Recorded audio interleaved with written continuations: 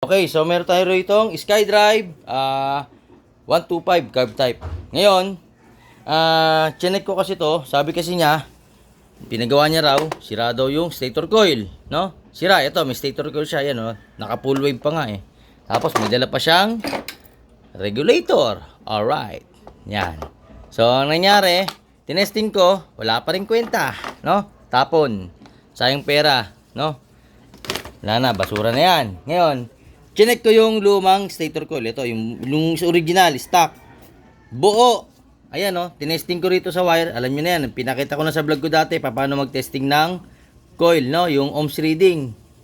Yung kilowatt ohms. Kung ilang kilowatt ohms yan. Dapat nasa 0.5 or 0.500. Parang ganun siya. No. Sa pulser naman, 0.3 or 0.2. Yung kilowatt ohms yan. O yung ohms reading yan. Tapos yung battery niya, dead ball. May dala pa nga si sir na tester, oh. Kaso nga lang, nasira yung probe niya. Ayan, oh. Natanggal yung probe ito. Nahugot. Ayan, kasi nga, hindi ko sinasabing pangit si Greenfield. Siguro yung probe niya, kailangan palitan na mas magandang klase.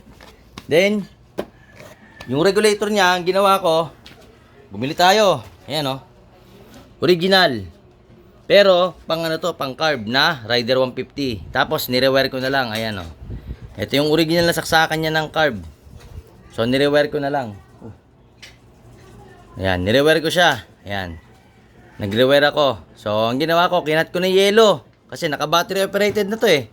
Para gumanda yung charging. So, ngayon, testingan na tayo. Diretso na kagad tayo sa testingan, no? Para isang video na lang.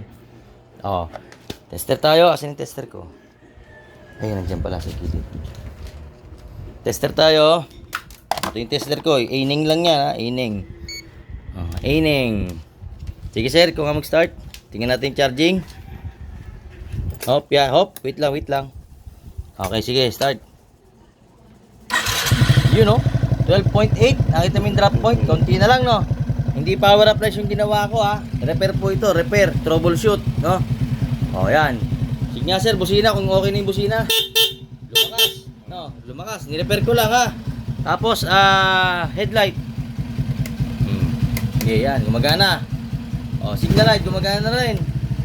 Yun. Gumagana yung signal light. O, tapos, yung minor, hindi na pugak-pugak.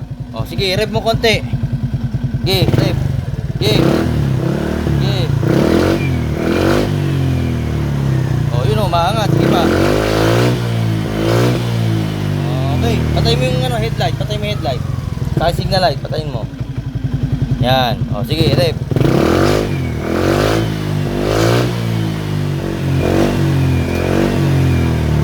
Yun, o. Alright, okay. Nagka-14. Stock regulator, nagka-14. Maabot pa yan ng 14 something above. Tataas. O, buhay yung battery. No? Ginamitan lang natin ng pulse repair charger. Ayan, o. Pulse repair charger. Nabuhay pa yung battery niya. No? Maganda talaga pag meron ka nito. Oh, nabuhay ulit yung battery.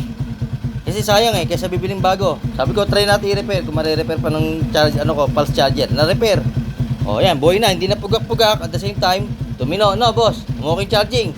Sabi kasi sa'yo, sunog daw yung stator coil. Hindi ako naniniwala eh. Na-tester muna. O, buo. Paano ba yan?